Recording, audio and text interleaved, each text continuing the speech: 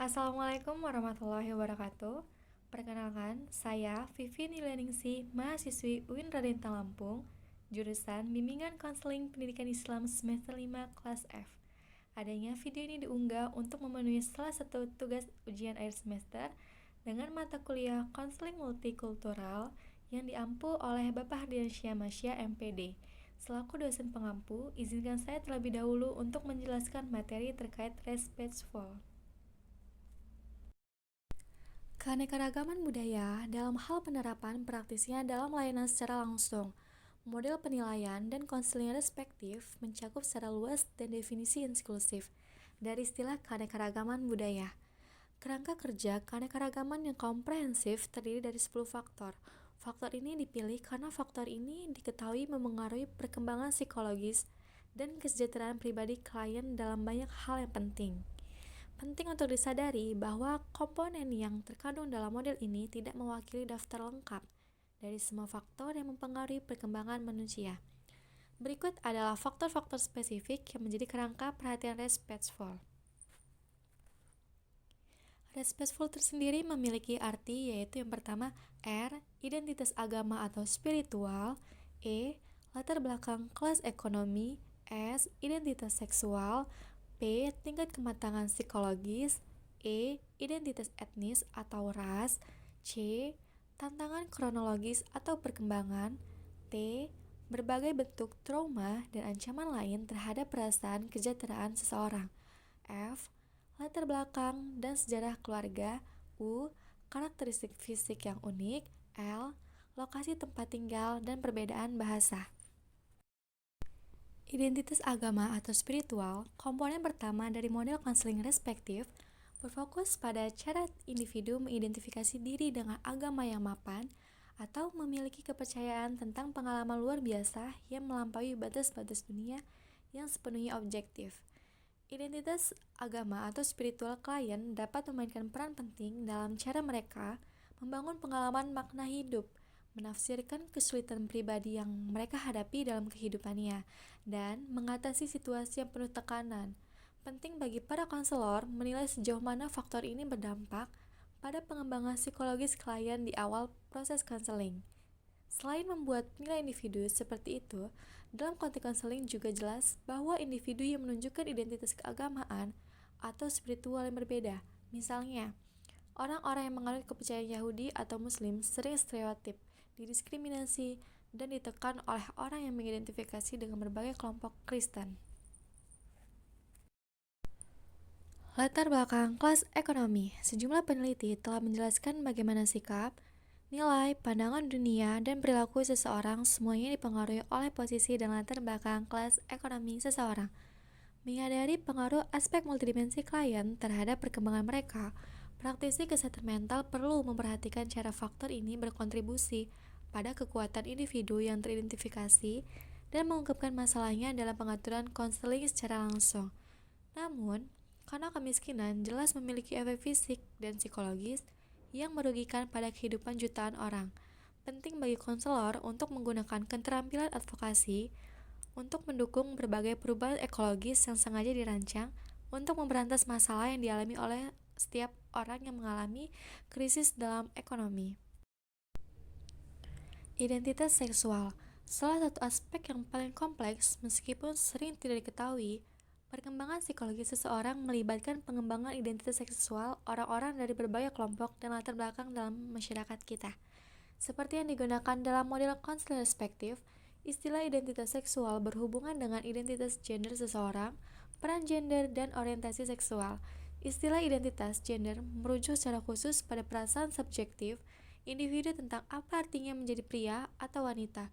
Identitas gender seseorang jelas dipengaruhi oleh peran yang berbeda yang dimainkan pria dan wanita untuk dimainkan dalam konteks budaya atau etnis tertentu.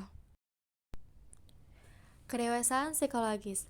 Konselor sering bekerja dengan klien yang memiliki identitas yang sama, misalnya identitas agama, spiritual etnis, ras, dan seksual, dan karakteristik demografis, misalnya seperti usia, jenis kelamin, dan kelas ekonomi.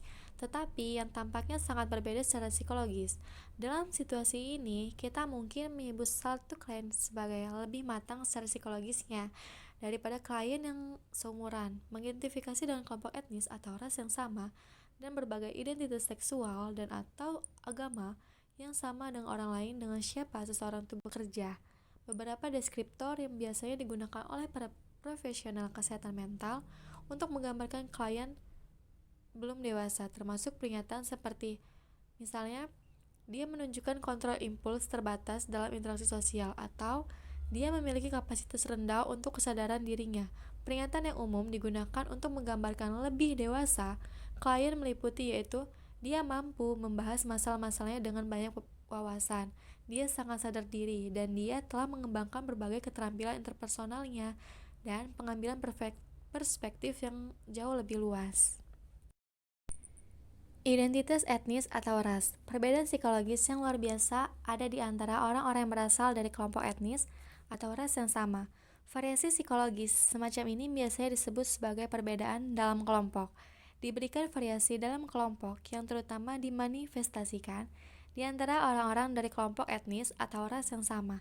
Penting bahwa konselor mengembangkan pengetahuan dan keterampilan yang diperlukan untuk menilai secara akurat perbedaan-perbedaan penting ini untuk merespon mereka dengan cara yang efektif dan penuh hormat dalam lingkungan kerja mereka.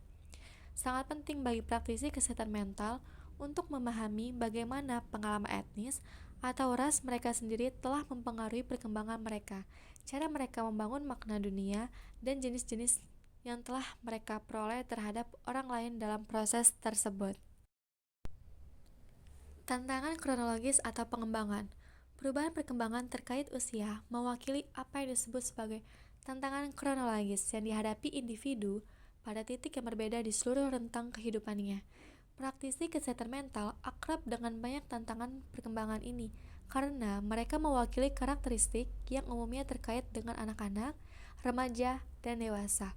Perubahan spesifik yang diprediksi individu berkembang sejak bayi hingga dewasa, meliputi pertumbuhan fisik, misalnya perubahan tubuh dan urutan pengembangan keterampilan motorik, munculnya kompetensi kognitif yang berbeda, misalnya perkembangan persepsi, bahasa, pembelajaran, memori, dan jenis keterampilan berpikir lainnya, dan manifestasi dari berbagai keterampilan psikologis, misalnya kemampuan untuk mengelola emosi seseorang dan menunjukkan kompetensi interpersonal yang lebih efektif terjadi seiringnya waktu. Trauma dan ancaman lain terhadap kesejahteraan seseorang. Trauma dan ancaman terhadap kesejahteraan seseorang dimasukkan dalam model counseling respectful untuk menekankan cara-cara rumit di mana situasi yang penuh tekanan menempatkan orang pada risiko bahaya dan bahaya psikologis. Kerugian seperti itu biasanya terjadi ketika stres yang dialami individu dalam hidup mereka melebihi kemampuan mereka untuk mengatasinya dengan cara yang konstruktif. Sumber daya pribadi seseorang atau keterampilan coping, harga diri, dukungan sosial, dan rasa kekuatan pribadi seseorang dapat dikenakan lebih saat seseorang mengalami tekanan lingkungan yang berkelanjutan. Individu yang mengalami stres untuk waktu yang lama rentan terhadap masalah kesehatan mental di masa depan. Latar belakang dan sejarah keluarga. Pada abad ke-21, konselor ditekan untuk 1. Memahami kekuatan unik yang diperoleh klien dari sistem keluarga yang beragam. 2. Dapat mengimplementasikan intervensi yang sengaja dirancang untuk mendorong perkembangan yang sehat dari setiap keluarga. Selain belajar tentang kekuatan pribadi yang diperoleh individu dari sistem keluarga yang beragam, praktisi kesehatan mental didorong untuk menilai asumsi mereka sendiri tentang kehidupan keluarga. Jika tidak teliti, asumsi ini dapat berdampak buruk pada proses bantuan yang melibatkan klien yang berasal dari beragam sistem keluarga. Karakteristik fisik yang unik. Kerangka konseling respectful menekankan pentingnya menjadi peka terhadap cara di mana gambar ideal masyarakat kita dari kecantikan fisik berdampak negatif terhadap perkembangan psikologis baik individu yang karakteristik fisiknya mungkin tidak sesuai dengan pandangan sempit kecantikan yang dipupuk oleh budaya dominan kita. Ketika kita bekerja dengan klien yang karakteristik fisiknya mungkin menjadi sumber stres dan ketidakpuasan pribadi, penting bagi para penasehat untuk mempertimbangkan bagaimana mitos kecantikan fisik yang ideal dapat menyebabkan banyak orang menginternalisasi pandangan negatif dan stereotip tentang diri mereka sendiri. Penting juga bagi praktisi kesehatan mental untuk mempertimbangkan bagaimana mitos ini dapat membuat mereka penilaian tidak akurat dan salah tafsir tentang kekuatan pribadi klien. Lokasi tempat tinggal dan perbedaan bahasa.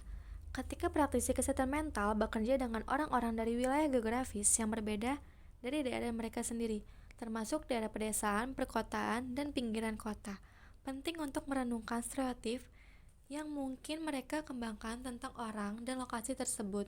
Ini sangat penting ketika bekerja dengan orang-orang yang menggunakan dialek atau bahasa yang berbeda dalam interaksi antar pribadi.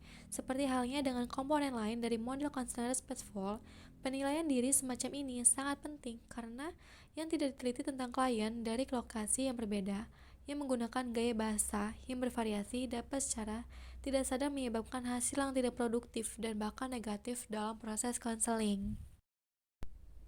Jadi, dapat disimpulkan dari setiap arti kata respectful, kita ini semua adalah makhluk multidimensi yang telah dan terus dipengaruhi oleh berbagai faktor yang tercantum dalam model konseling respectful. Semua faktor ini memengaruhi cara kita membangun makna diri kita sendiri, orang-orang dalam hidup kita, dan dunia tempat kita hidup. Tidak dapat dihindari kita semua membuat asumsi yang tidak akurat dan mengembangkan tentang orang lain sebagai akibat dari cara faktor-faktor ini mempengaruhi perkembangan kita sendiri. Dengan mengingat hal ini sangat penting bahwa konselor meluangkan waktu untuk merefleksikan asumsi yang telah mereka kembangkan mengenai klien yang berbeda dari mereka. Dalam beberapa kasus, asumsi yang kami kembangkan dapat membantu dalam hal bekerja dengan klien dari berbagai kelompok dan latar belakang. Di sisi lain adalah mungkin bahwa beberapa asumsi dan yang kita peroleh dapat menghasilkan hasil yang tidak efektif dan bahkan berbahaya ketika mereka disisipkan ke dalam pekerjaan yang dilakukan konselor. Mungkin hanya itu saja yang dapat saya sampaikan mengenai materi respectful. Kurang lebihnya saya mohon maaf, kepada Allah saya mohon ampun. Saya akhiri, wassalamualaikum warahmatullahi wabarakatuh.